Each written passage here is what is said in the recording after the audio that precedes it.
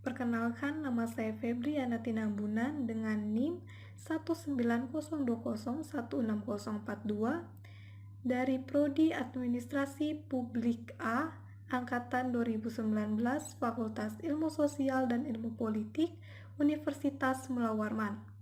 Dari video ini, saya ingin menjelaskan tentang kerja tim untuk memenuhi tugas UTS saya, yaitu teori perilaku organisasi.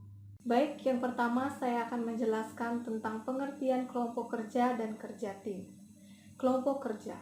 Kelompok atau grup didefinisikan sebagai dua atau lebih individu yang saling bergantung dan bekerja sama, yang secara bersama-sama berupaya mencapai tujuan. Kelompok kerja adalah kelompok yang para anggotanya saling berinteraksi, terutama untuk saling berbagi informasi, untuk membuat keputusan guna membantu satu sama lain dalam wilayah kewenangannya masing-masing. Kelompok kerja tidak memiliki kebutuhan apapun, kesempatan untuk terlibat di dalam kerja kolektif yang memerlukan upaya gabungan dari seluruh anggotanya. Akibatnya, kinerja mereka sekedar kumpulan kontribusi parsial dari seluruh individu anggota kelompok.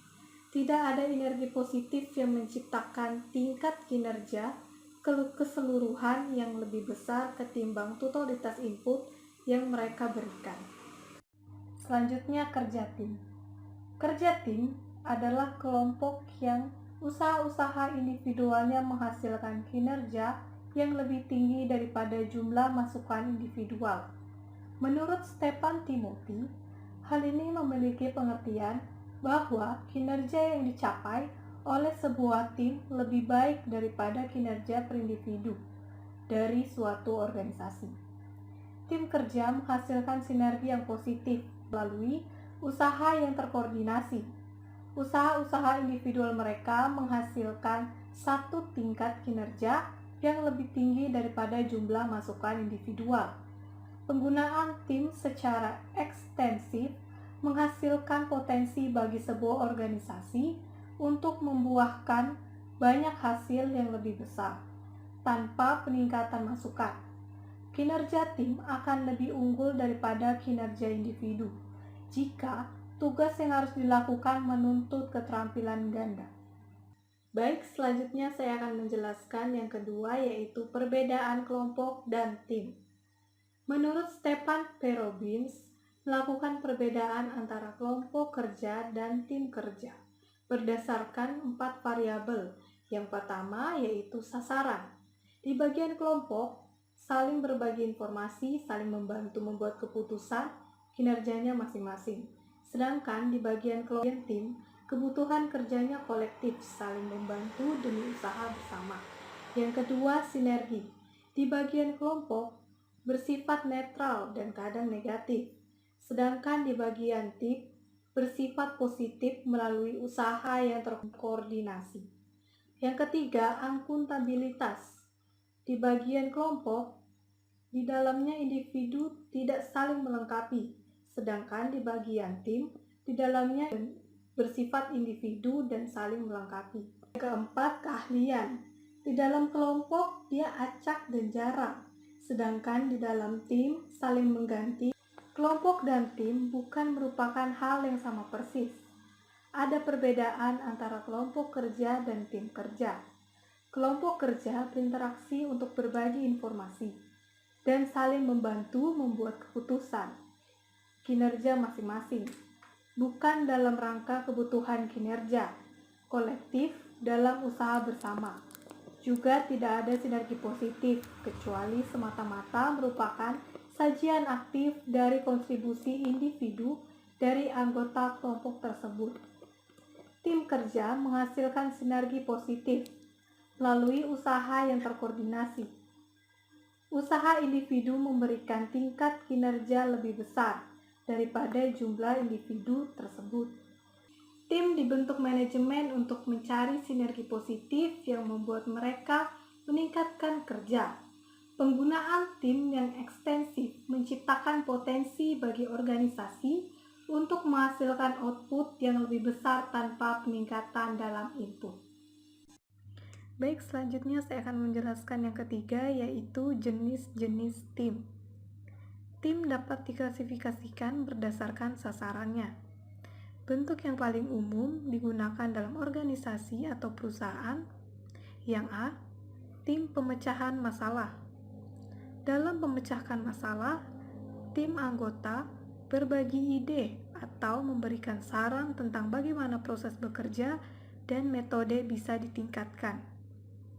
Pada problem solving teams, tingkat kemandiriannya tinggi. Kenapa?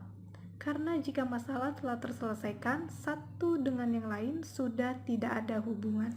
Yang B, tim kerja pengelolaan diri, atau yang biasa disebut dengan cross-functional team.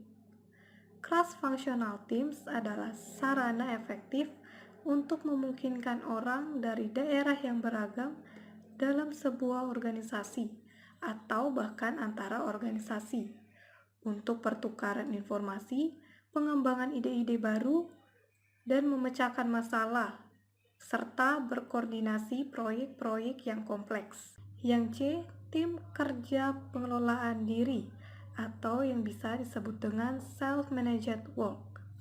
Tim kerja pengelolaan diri umumnya terdiri atas 10 hingga 15 orang yang mengambil alih tanggung jawab dari para supervisor. Tanggung jawab ini termasuk kendali menyeluruh atas kecelakaan kerja, penentuan penilaian pekerjaan, pemecahan masalah organisasi, dan pilihan prosedur-prosedur pemeriksaan yang dilakukan secara kolektif. Yang D, tim lintas fungsional. Tim lintas fungsional adalah tenaga kerja dari tingkat hierarki yang sama, tetapi dari tempat pekerjaan yang berbeda. Tim lintas fungsional merupakan cara yang efektif yang memungkinkan orang-orang dari aneka ragam dan aneka bidang dalam suatu organisasi atau bahkan antar organisasi untuk pertukaran informasi, mengembangkan gagasan baru, dan memecahkan masalah serta mengkoordinasikan proyek yang rumit. Yang E, tim virtual. Tim virtual adalah tim yang menggunakan teknologi komputer untuk mengikat secara fisik secara bersama-sama, membagi anggota untuk mencapai tujuan bersama. Salah satu keuntungan utama tim virtual adalah kemampuan untuk dengan cepat mengumpulkan kelompok orang yang paling tepat untuk menyelesaikan proyek yang kompleks, memecahkan masalah tertentu, atau mengeksploitasikan peluang strategis tertentu. Baik, saya akan menjelaskan yang keempat, yaitu menciptakan tim yang kreatif. Yang pertama, konteks, yaitu sumber yang memadai, seperti sumber daya peralatan, manusia, dan keilmuan. Kepemimpinan dan struktur harus jelas. Suasana kepercayaan, kontras. Evaluasi kinerja dan sistem penghargaan. Yang kedua, komposisi. Kemampuan para anggota yang saling melengkapi dan kepribadian. Mengalokasikan peran, tidak ada peran yang dominan. Keberagaman, tidak dalam satu segmen tetapi segala segmen. Ukuran tim, semakin sedikit semakin baik individu yang terlibat. Fleksibilitas anggota bisa menembus batas-batas struktural yang ada. Preferensi anggota, harus dilakukan pemilihan atau seleksi karyawan yang baik untuk masuk ke dalam tim kerja. Yang ketiga, perlu adanya rancangan kerja. Tim yang efektif harus bekerja sama dan menerima tanggung jawab secara kolektif untuk menyelesaikan tugas secara signifikan.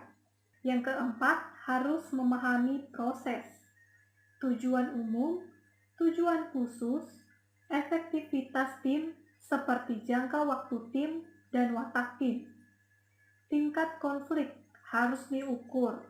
Proses tingkat konflik yang mungkin timbul dan harus diselesaikan. Kemalasan sosial atau yang biasa disebut dengan social learning harus bisa mengatasi kemalasan sosial di antara tim atau organisasi di mana tim kerja bertugas mengidentifikasi dan menyelesaikannya. Baik, selanjutnya saya akan menjelaskan yang kelima, yaitu mengubah individu menjadi pemain tim. Tantangan terbesar dalam membentuk pemain tim adalah ketika kultur nasional sangat individualis dan tim diperkenalkan sebuah organisasi yang kokoh dan dari dulu menghargai pencapaian individual. Di sisi lain, tantangan untuk manajemen tidaklah terlalu besar ketika tim diperkenalkan kepada karyawan yang memiliki nilai kolektif yang kuat seperti di Jepang dan Meksiko atau di organisasi-organisasi baru yang menggunakan tim sebagai bentuk awal mereka menyusun pekerjaan. Yang pertama, pemilihan atau merekrut para pemilihan tim atau seleksi. Ketika mempekerjakan anggota tim, selain keterampilan teknis yang dibutuhkan untuk mengisi pekerjaan tersebut, kita juga harus memastikan bahwa calon karyawan bisa memenuhi peran-peran tim mereka. Begitu pula dengan berbagai persyaratan teknis. Yang kedua, pelatihan, menciptakan para pemain tim. Para ahli pelatih mengadakan berbagai pelatihan yang kemudian karyawan memperoleh keputusan yang didapat dari kerja sama tim. Mereka biasanya memberikan lokarya atau workshop untuk membantu karyawan meningkatkan keterampilan, menyelesaikan masalah komunikasi, negosiasi, manajemen konflik, dan pelatihan. Yang ketiga, pemberian imbalan, menyediakan insentif agar menjadi pemain tim yang baik. Sistem penghargaan harus diolah kembali untuk mendorong usaha-usaha kooperatif dibandingkan usaha-usaha kompetitif. Promosi, kenaikan gaji, dan berbagai bentuk penghargaan lainnya harus diberikan kepada individu keefektifan mereka sebagai tim kolaboratif. Baik, selanjutnya saya akan menjelaskan yang keenam, yaitu tim dan kualitas manajemen. Inti dari quality management adalah perbaikan proses dan keterlibatan karyawan adalah suatu hal yang sangat penting dalam perbaikan proses. Dengan kata lain, quality management mengharuskan manajemen untuk memberikan para karyawan dorongan, berbagi ide, dan bertindak berdasarkan apa yang mereka usulkan. Tim memberikan kendaraan alami bagi para karyawan untuk berbagi ide dan mengimplementasikan berbagai perbaikan. Semua orang harus tahu cara melakukan sebuah rencana pengendalian yang baik untuk pelacakan kinerja, tetapi semua orang perlu tahu di mana proses tertentu berlangsung sehingga mereka bisa menilai apakah proses tersebut mengalami kemajuan. Selanjutnya saya akan menjelaskan yang ketujuh, yaitu keberagaman tim kerja. Mengelola keanekaragaman para tim merupakan tindakan menyeimbangkan antara keuntungan dan kerugian keberagaman. Lazimnya, keberagaman memberikan perspektif segar mengenai berbagai isu, tetapi keberagaman itu membuat lebih sukar untuk mempersatukan tim dan mencapai kesepakatan. Alasan terkuat untuk mendukung keanekaragaman pada tim kerja adalah bila tim-tim itu terlibat dalam tugas pemecah masalah dan pengambilan keputusan. Studi-studi mengatakan kepada kita bahwa anggota tim yang kohesif mempunyai tingkat kepuasan yang lebih besar, kemakhiran yang lebih rendah, dan pengurangan keminderan anggota kelompok. Namun, kemungkinan besar kohesivitas akan lebih rendah pada tim yang beraneka ragam. Jadi, di sini ada potensi negatif dari keanekaragaman merugikan kelompok dan kohesivitas kelompok. Sekian penjelasan dari saya, terima kasih.